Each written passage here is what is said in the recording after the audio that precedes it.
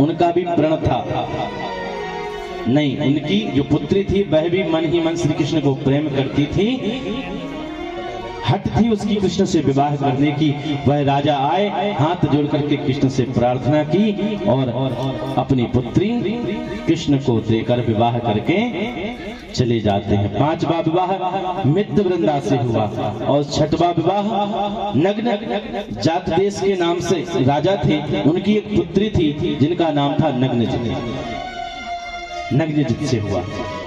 7वां विवाह लक्ष्मणा, देश के नाम के एक राजा थे, उनके यहाँ 7 बैल थे। वह वीरों की परीक्षा लेना चाहते थे। बोले संसार में जितने भी वीर हैं सबको बुलाया। बोले 7 बैलों को एक साथ, जो नाथ डालते हैं ना, बोले एक साथ 7 बैलों को, बड़े बलशाली बैल थे, जो नाथ देगा उससे मैं अपनी पुत्री का विवाह लक्ष्मणा का कर दूंगा। कोई भी महाबलशाली ये कार्य नहीं कर पाया। बड़े दुखी हुए कि मेरी पुत्री क्या बिना विवाह की कुंवारी रह जाएगी।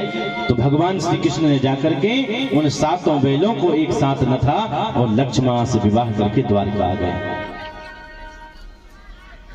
इस प्रकार रज्यादि देश के नाम के एक राजा थे, उनकी एक पुत्री थी, वहां भी स्वयंवर था। उस स्वयंवर में श्री कृष्ण के ही गले में उस भद्रा नाम की कन्या ने वरमाला डाल दी। इस प्रकार भगवान का 8वां विवाह हुआ।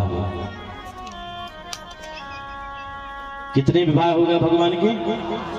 8। एक बहुत ही बलशाली महादैत्य था जिसका नाम था भौमासुर।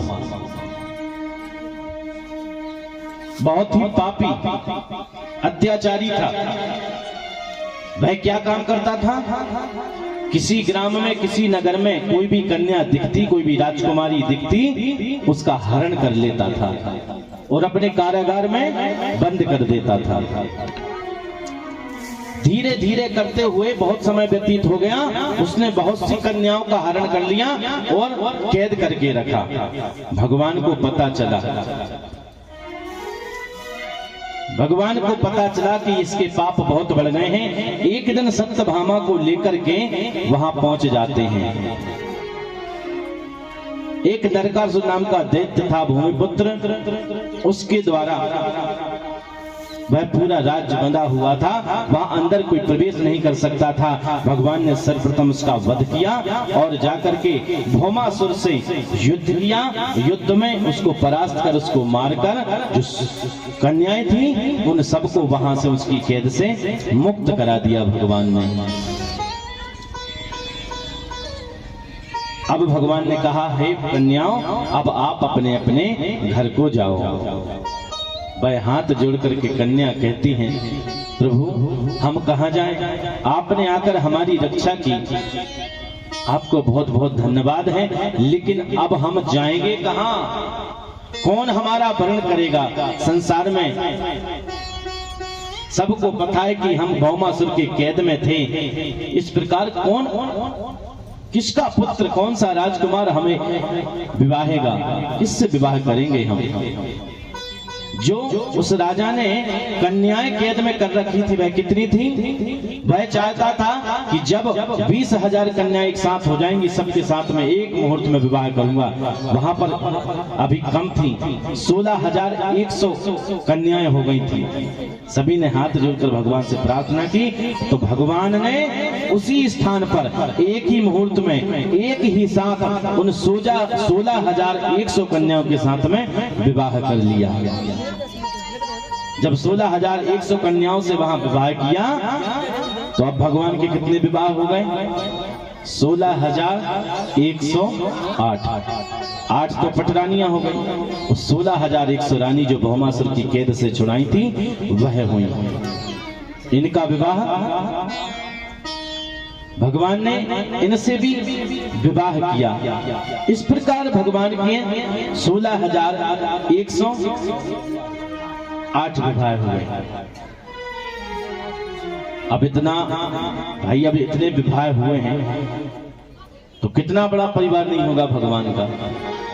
कहते हैं इतनी रानियों से एक रानी से 3 पुत्र और 2 कन्याएं हुई, यानी 5 संतान एक रानी से। तो भगवान की कितनी संतानें हुई होंगी, जोड़ दो आप। एक पत्नी से 5 संतान, इस प्रकार 16,000। अब इतना बड़ा जिनका परिवार है, आज कहते हैं कि 4 बर्तन हुए और खटपट हुई, मुलरा दिया।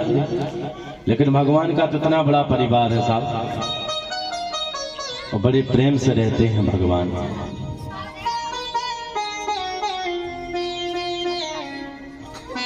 कभी कोई रूठता है, भाई इतना बड़ा परिवार है तो भाई कभी झगड़े भी होते होंगे, कभी कोई रूठता भी होगा। तो भगवान सबकी देख रेख करते हैं कि कोई रूठे भी ना। लागी लगन मत तोड़ना,